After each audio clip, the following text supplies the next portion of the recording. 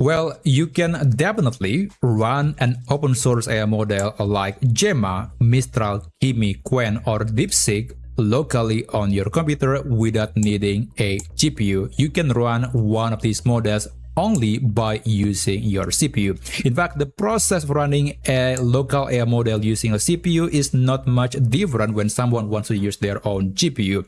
So, for example, here I have a chat where I was asking it to generate a poem for this woman in this photo, and then I got this result. So I was using the Google's Gemma 3 with 4 billion parameters. That's actually quite a decent model. And the performance that I got was 9.5 tokens per second. So that is quite respectable. And I think that's in the range where AI is becoming quite usable and not slow at all. And in this video, I'm going to show you how you can download and run an open source AI model locally on your computer without needing a GPU. But there are a few things that you need to prepare. So first, you need a CPU. It is either from AMD or Intel, and if you are using Mac or some Apple products, I think you can use the M series CPU, and I think it is actually a good CPU. In fact, it is performing better than some AMD and Intel CPU. And also, make sure that you have enough memory on your device. Like, I think 16 gigabytes should be the bare minimum, although I think you can get away with 8 gigabytes, but that's assuming that you are running a very small AI model. And speaking about models, I'm going to talk about what models that I do recommend to use on your computer. But anyway, before we talk about that, let's download the tool or the app that lets us run an open source local AI model. There are many options, but my recommendation is always LM Studio.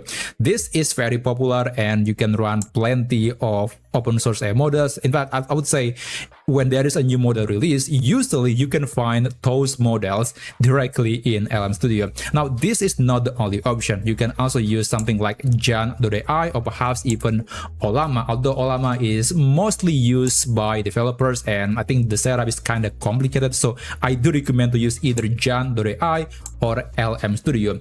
Jan.ai is simpler and it is also lightweight compared to LM Studio, but it is not as up-to-date. I mean, you won't see the latest models immediately in Jan.ai, but if you are looking something that is quite simple, then I highly recommend using Jan.ai. But for the rest of this video, I'm going to be using LM Studio. Now, you can navigate to lmstudio.ai and then download the program and install it normally on your computer. And then you can launch the program. So this is LM Studio. It is running now on my computer and I do have a GPU, but I actually disabled that. So here I'm going to be using my CPU to run a model. Now, before we start adding or downloading a new model, I highly recommend to check your settings on LM Studio and then check the runtime and just make sure that you are using the most up-to-date runtime or engines on your computer. Otherwise, there are some models that are not going to work if you don't have the latest runtime on your computer. This is very important because every time there is a new model, there is a good chance that it needs the latest runtime. So just make sure that you're using the latest option.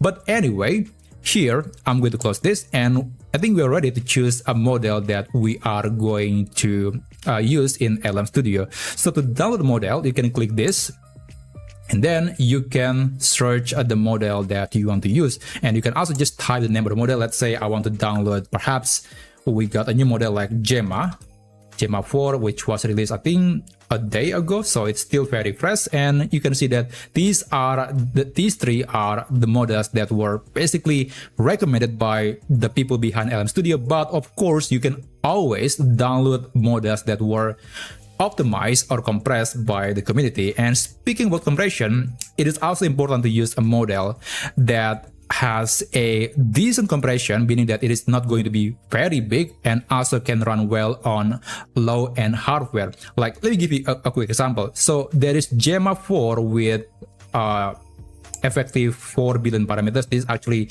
8 billion parameters model, but it is only using like 4 billion of it at any given time. So that's actually a very interesting architecture from Google. Now, right here, you can open the variations of the model that you can run on your computer. So always look at this thumbs up icon, meaning that the assessment from LM Studio decided that your computer is probably or most likely is able to run the model. So my recommendation is that if you want to run a local model using a CPU, start with 1 or 2 billion parameters model. And if your computer is able to run the model without any problem, then I think you can upgrade to 4 billion parameters all the way to 8 billion parameters. And also, do you see this number like Q4 and then there's also Q6, Q8? That's basically the level of compression for the model. So Q8 is going to be less compressed than Q4. So Q4 is a lot smaller. As you can see the size here, it is 6 gigabytes, and then this one is 9 gigabytes. And of course, this model, the size of the model will actually be stored in your memory. That's why earlier I mentioned that it's recommended to use a computer with at least 16 gigabytes of memory. If you have something less than that, then I think it's going to be quite challenging to find a model that can fit into your system, but it is not impossible. So just download a model that is basically can be fit into your computer, and there's actually a model called LFM 2.5. This one is only 1.2 billion parameters. It's very small. In fact, there is also, I think there is a Qwen model from Alibaba with only, I believe, 0.5 or 0.6 billion parameters. Actually, I have this chart that was created by Perplexity. So this is, I think this should give you an idea about the kind of performance that you can expect based on different model sizes. Like this is Qwen 2.5 with 0.5 billion parameters. It's very small, but in return, it can produce 27.39 tokens per second. That is really quick. That's actually on par with a model that was operated using a GPU. But I think it's better to use something like 1 or 2 billion parameters if you have the power to actually do it. So anyway, let me just go back to LM Studio. And after you have downloaded your model, you can start chatting with that model. And by the way, I forgot to mention that you can definitely use a model with a tool calling capability. So there is an icon, this is a blue hammer icon, meaning that the model was trained to use a tool calling. And that's actually a feature that's, I would say, very common these days, because that allows the model to do something to control or to communicate with other apps. Like it can, for example, use Google Chrome. It can access content on the internet. It can also perhaps generate a picture. It is not generating a picture, but it can call an AI image model to generate a picture. I guess I'm going to do a quick demo later, but for now, just download a model and then you can close this. And to select a model here in LM Studio, you can go to the home page and then click this and then select a model that you want to talk with. So let's say for this example, I will try something that is very small, that maybe I'll try LFM 2.5 with 1.2 billion parameters. Let me select this and just wait for it. So at the moment, this model is running on my CPU.